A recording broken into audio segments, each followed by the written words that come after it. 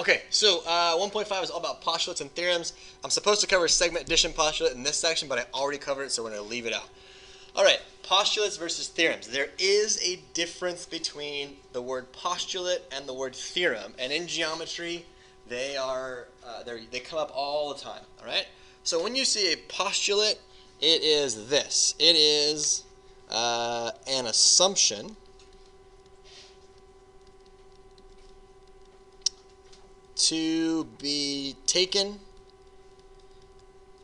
as a given fact.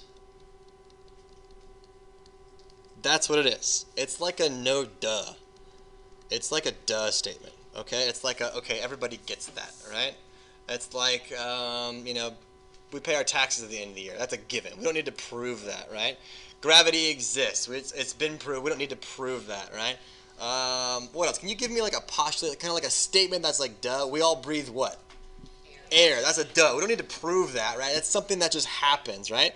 So in geometry ones, like here's a very classic geometric postulate. It says, through any 2 points, there is exactly how many lines? There you go. If I put this point on the page and that point on the page, how many lines can you draw between those 2 points right there? One and only one. That's a postulate. It's like, obviously, we can't draw any more than that, okay? That's an example of a postulate. Your book has tons of postulates, and they are just given statements that do not need any type of proof to be able to be used. Fair enough? Okay, that's different than a theorem. All right? Oh, the segment addition postulate, remember that one? That was like a no-brainer. Like this segment plus that segment adds up to the big segment, right? That was kind of like a no-brainer right there. Okay, theorem. This is a little bit different, right? What do you think is different about a theorem here? It sounds a little bit heavier, right? Okay, a theorem is statements that are proved. So that's the major difference between a theorem and a postulate.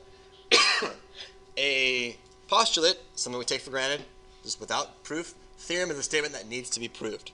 Okay? A couple of notes. Proving a theorem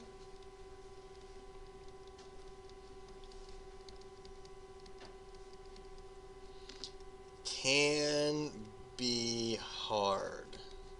Okay? Frowny face.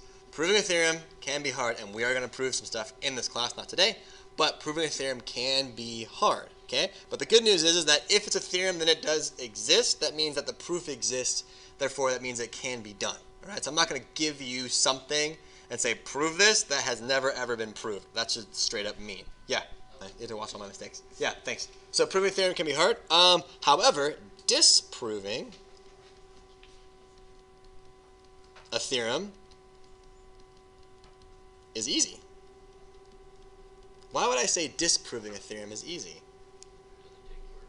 It doesn't take, no, it does take work. Yeah, what? All you gotta do is find one flaw. All you gotta do is find one flaw. We're gonna talk more about that flaw after the break. Yeah, you're totally right. All you do is find one little flaw. Okay, we'll get into that in a second. But so disproving a theorem is somewhat easy, and the way that you do it, this thing that you call the flaw, is you're gonna find what's known as this. Find a counter example.